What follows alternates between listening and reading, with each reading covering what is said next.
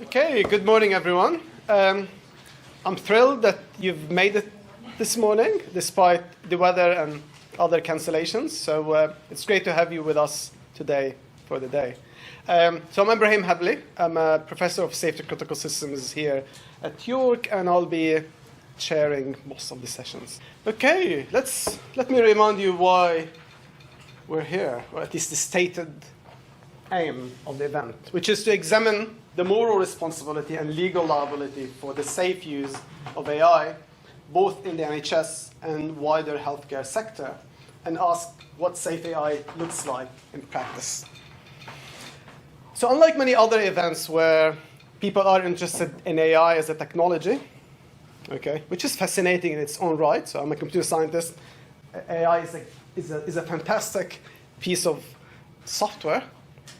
So we'll not be focusing on just the technology part of it, nor on the regulatory side of things.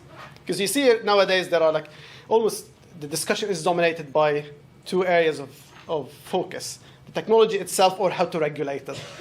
But I've been working with many clinical colleagues, many people are in this room, who keep reminding me about at the end of it, a clinician will have to use it, and they're in front of a patient.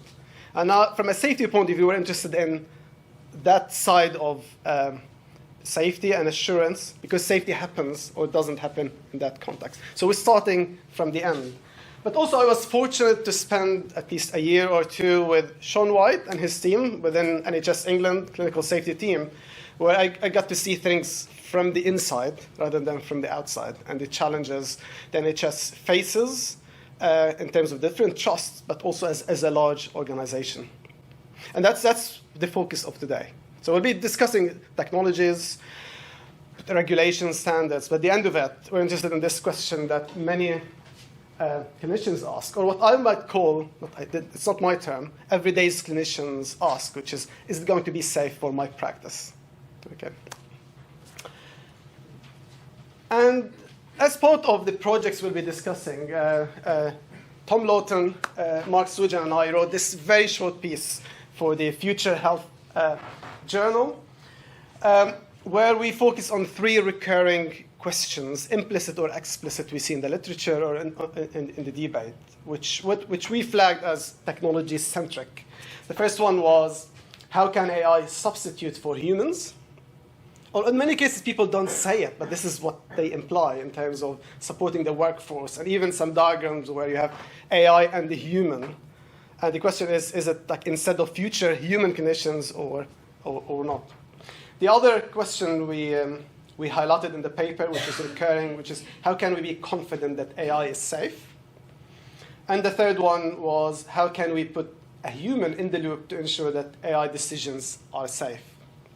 On the face of it, these are fine. Okay, even we motivate the paper by describing a recurring scenario, which is a tech company, there's nothing wrong with them, approaching a trust with this new AI system, which is CE marked. It's based on sound research published in Nature and BMJ and other things. And by the way, it's been used elsewhere. Okay? And given how busy you are, then it can help with dealing with backlogs and things like this. And by the way, we'll give you a discount in the first year. So this is an everyday situation for people who are involved in having to welcome those companies into the NHS. And this is very important. Innovation is key. But that's an offer that is hard to refuse. Okay? And we're not saying people should refuse them, but it's good to ask slightly different questions. That's what we advocated for in this paper, which is rather than substitute, just ask the question, how can AI augment human performance?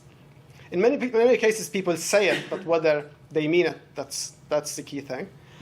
In terms of safety, rather than focusing on just the safety of the technology, here we inserted a couple of new words to make it, to change the question into how can we be confident that the use of AI is safe. And the term use brings with it the complex nature of clinical practice and clinical environments. Okay. And after all, AI is safe, just a piece of software, just when you start using it, when things happen. And the last one is, how can a human AI team make decisions safely? And this will focus almost exclusively on this in the afternoon session. And we were pleased that it was well received by the journal. The Royal College of Physicians included it as a spotlight paper where I had to talk for half an hour without preparations and with the wrong background. But anyway. So we're here also thanks to two projects, funded projects, which we are concluding at the moment.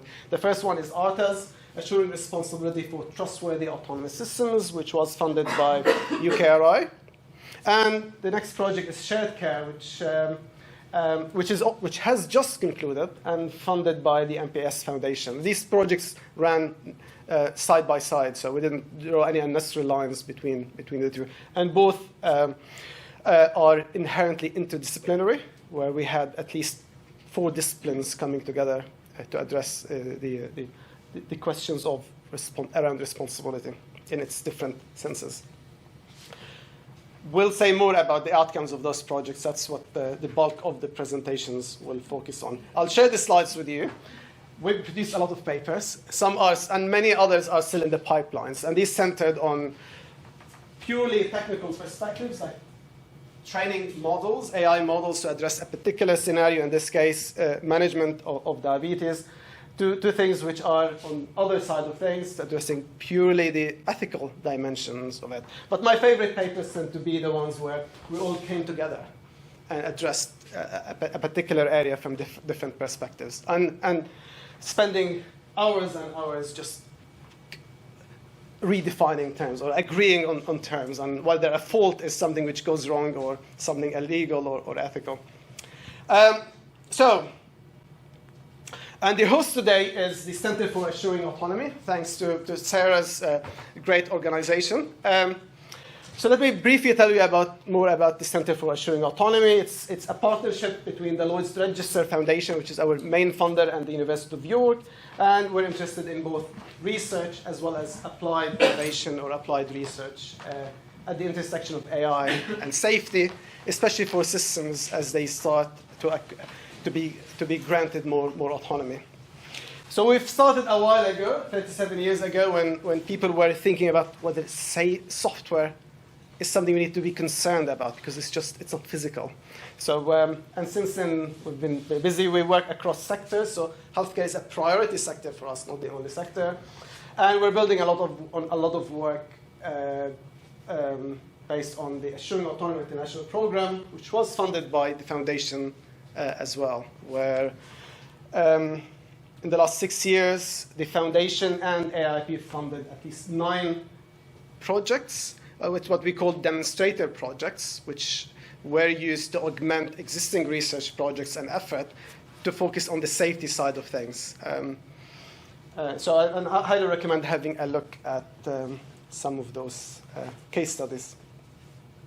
The last thing to say is, we do a lot of research, and we engage directly with industry practice clinicians, but we know there's a shortage of qualified, well-trained people who can just work in the area of AI safety.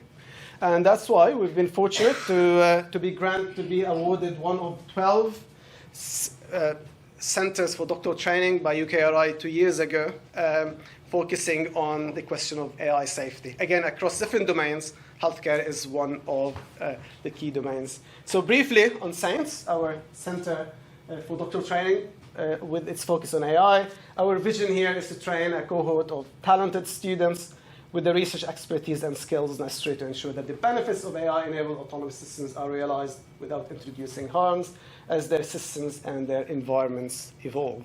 So again, we're interested in reaping the benefits of those systems, but ensuring that safety is considered from the start and throughout.